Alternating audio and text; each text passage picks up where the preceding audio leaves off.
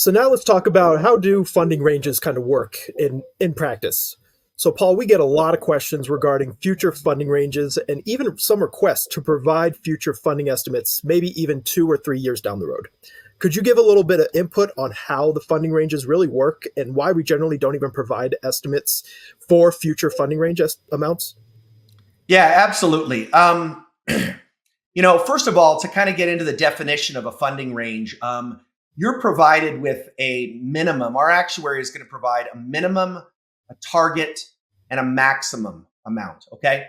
And those are all amounts that you can, to be compliant in that space. So for example, you might have a minimum of 100, a target of 125, but let's say a maximum of 200. Anything between 100 and 200 is compliant, right?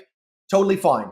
But the IRS does not like overfunding of plans. So the IRS will allow you to fund up to 50% more higher amount than your prior accrued benefit. And really, this gets a little technical and I don't want to get in the weeds on it. But bottom line is the IRS allows you to fund more than what you technically are required to fund. And what you're doing is, again, that's not like free funding that, great, I can do this every year. That gives you some additional amounts to put more in based on maybe you've had a good year or something, or maybe you had a poor year and you want to fund on the low end.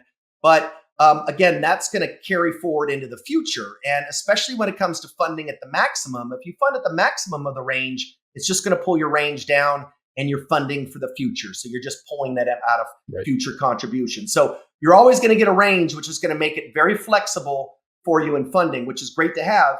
We're always going to give you a target or a recommended amount, which is going to be in the middle, but technically closer to the low end. You typically get a wide range on the top, but it's going to be a little bit on the low end that you've got that. Now, a lot of times people say, well, I want you to plan this out or schedule this out over the next 5 years. Well, if a client funded exactly what we told them to fund, the recommended amount, if their income was the exact income every year, and if they had earned a return of exactly 5% or whatever the interest crediting rate, let's assume 5%, then in theory, that could make some sense. And you would say, here's exactly what you're going to do. But, sometimes clients want to understand that. And I always say it's pretty much a waste of time because the reality is that things don't work exactly like textbooks. This isn't like in school where everything worked exactly the same. You're going to run your numbers. You're going to have an up year. You're going to have a down year. You're going to fund more one year. You're going to be like, oh, my wife got a bigger bonus on her job, so I'm in a higher bracket, so I'm going to put more in this year. Well, my wife lost her job, so now my income bracket is lower, so I'm going to put less in. Life is going to throw you, a curveball and change up what you're doing, which is going to require you to typically fund more or less than what your mandatory amount is. Mm-hmm. And so, and also you're not going to earn exactly 5%, right? 1 year it might be 6, 1 year might be 8, 1 year might be 2. Usually 0 to 10 doesn't affect you that much. But moral of the story is, planning that far out in the future. If you tell me you got a crystal ball and you know exactly what's going on, great. We'll provide those estimates for you. But for the most part, it's kind of a waste of time. So, and people want to try to fund the plan at that recommended target amount without always typically taking advantage of the min-max, even though it's available to them. So.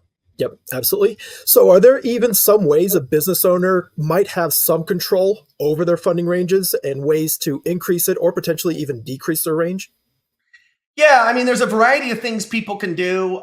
Certainly, we talk a lot about, especially in an S corp, making sure you've got your reasonable wage dialed in.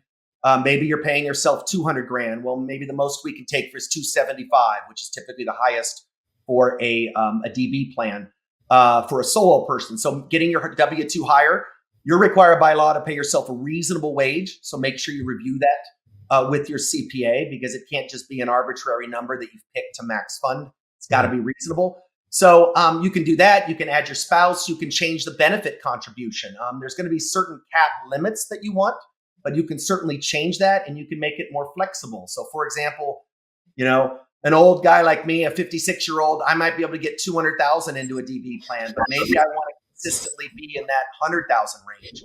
Well, we can dial the contribution percentage, the pay credit percentage down so that I'll consistently be in that $100,000 range of what I'm looking to do. So absolutely ways to dial things up or down. It just comes down to what you're trying to accomplish and making sure you communicate what your desired goals are with us, you know? That's great information, Paul. Yep, that should help a lot of business owners get a better idea of how their funding ranges function and maybe even how they can potentially control their ranges just a little bit.